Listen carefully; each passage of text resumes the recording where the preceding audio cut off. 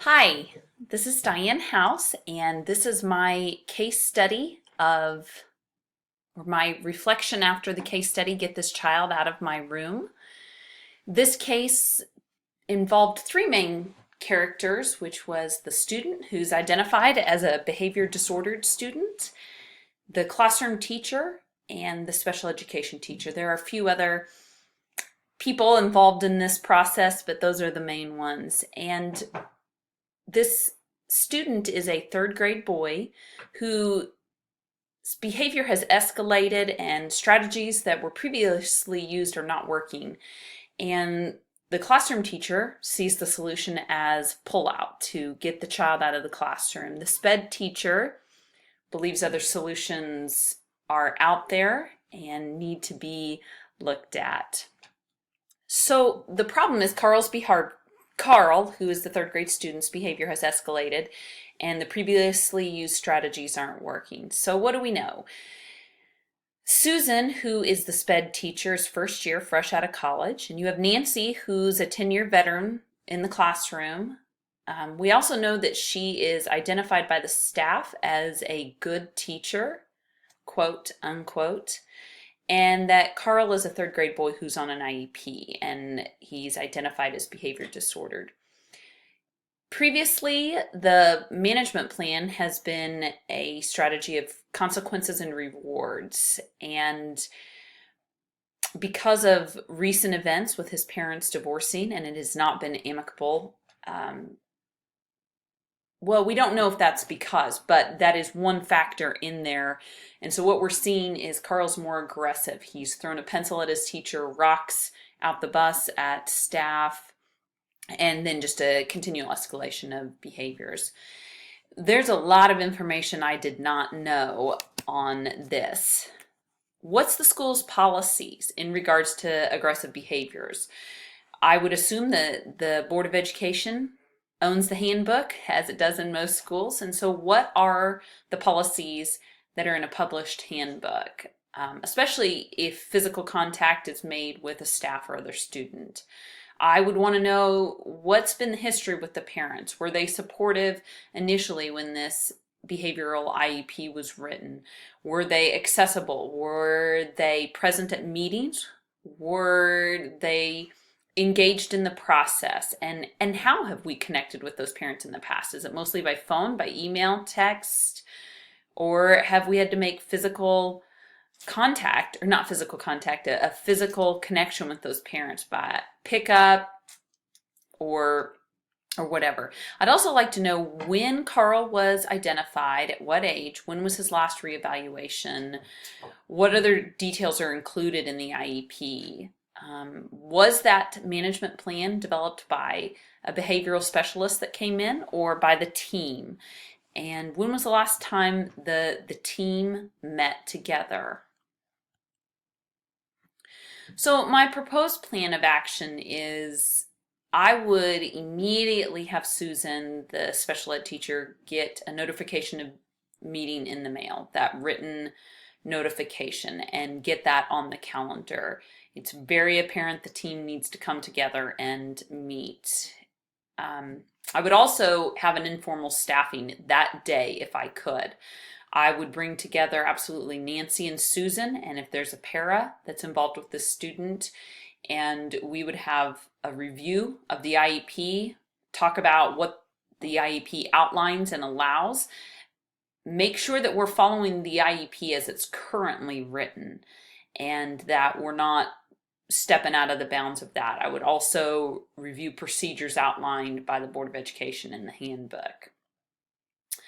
I would say that we need to offer some modifications to him if we are not already, and we would talk about that in that informal staffing meeting, that we should be implementing for any student. Breaks, frequent breaks. There are ways to do that where it doesn't make the student feel singled out, whether that's a card system on their desk where they pull out of their desk a red card that says I need a break and the teacher gives a quick thumbs up, or something, but a few of those strategies that should be accessible to all students. I would maybe refine that a little bit with the teacher and make sure that we are doing everything we can.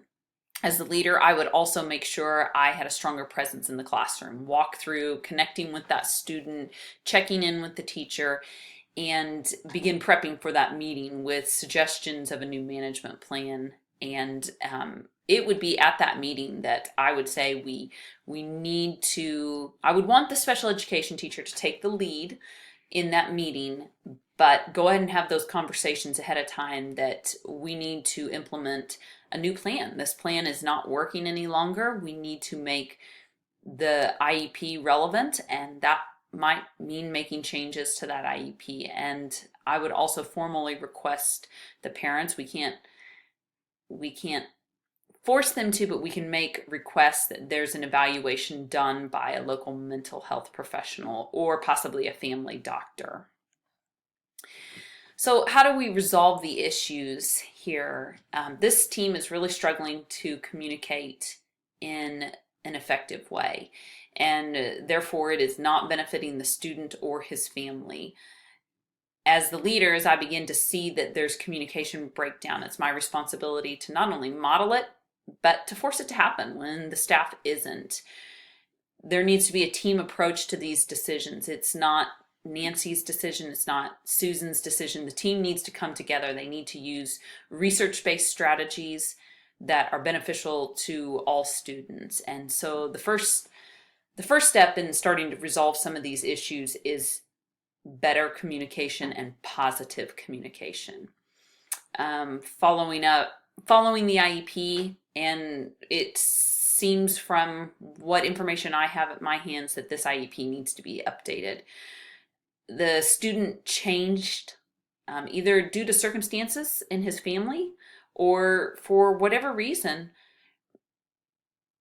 Their needs are different than they were when he was in second grade. And so we can't assume that what's always been done will continue to work. So the team is really needing to remain collaborative and proactive.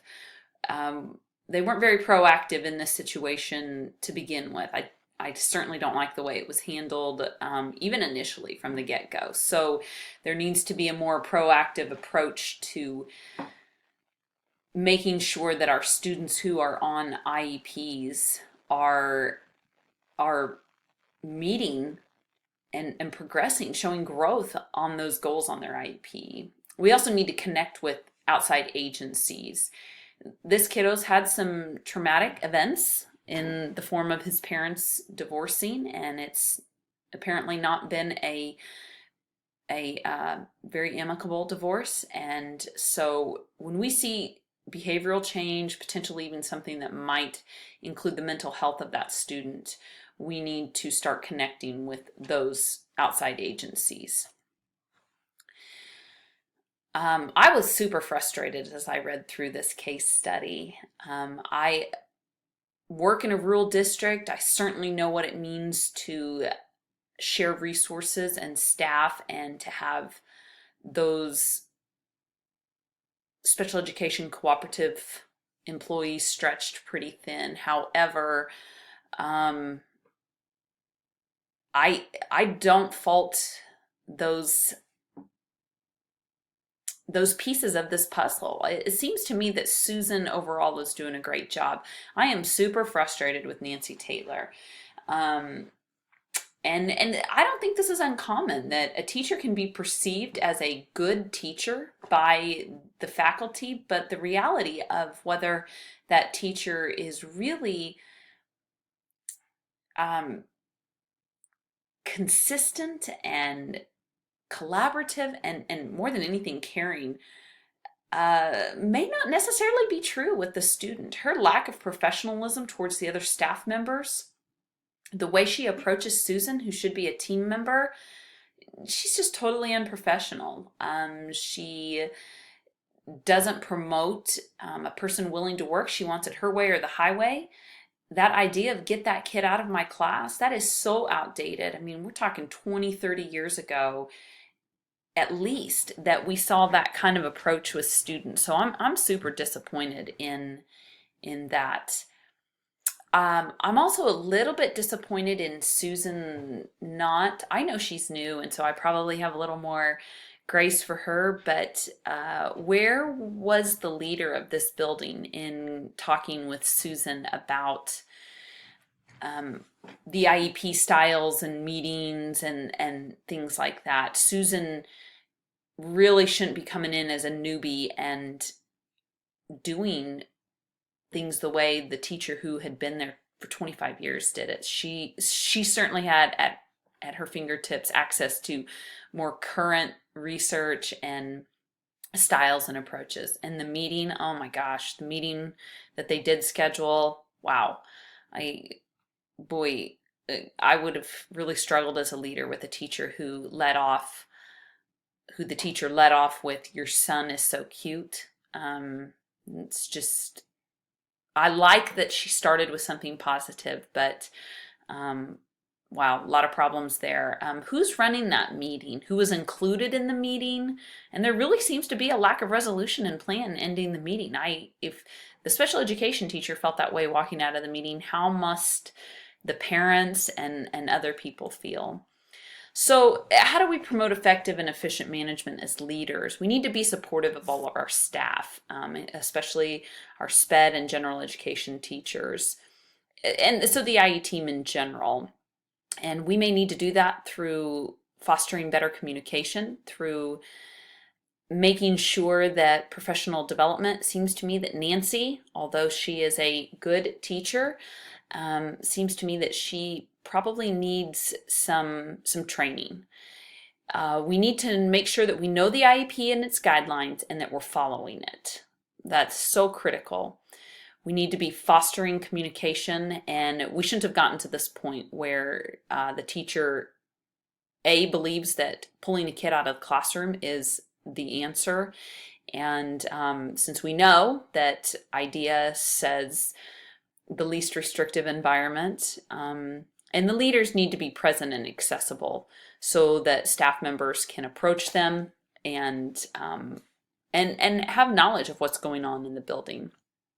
Promoting the social learning, we need some mentoring going on for all participants. I think that kiddo could benefit from a mentoring relationship. Absolutely, the teachers, that first year SPED teacher, I'm really glad that she reached out to her director. But she probably needs a mentor dedicated to her. And Nancy, our veteran, as she seems to be struggling a little bit, she could use some mentoring too. The partnership with outside agencies to come in and, or perhaps with your counselor in the building to talk about how to work through emotions and strategies that all students can benefit from when they're feeling frustrated. And there needs to be a variety of interventions accessible to all of our kiddos, and we need to be allowing them to use those interventions.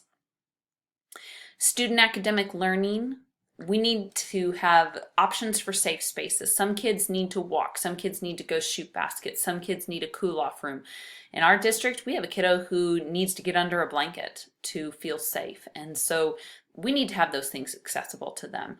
The assistive technology, what types of things are accessible for our students?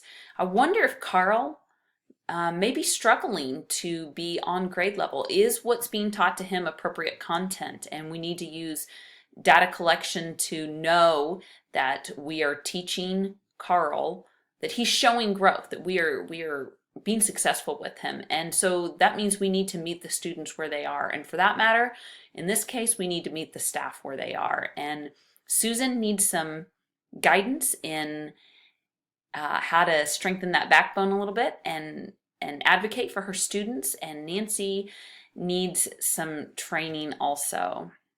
So as I reflect on Standard 8, I think it's critical that leaders are present and approachable. They need to really have a great relationship with their staff and their students, and really the families too. And challenges, we're going to encounter challenges all the time as students change and grow and their circumstances change. And so it's going to be that foundation of a great relationship with our students that we can help them find academic success, and that we can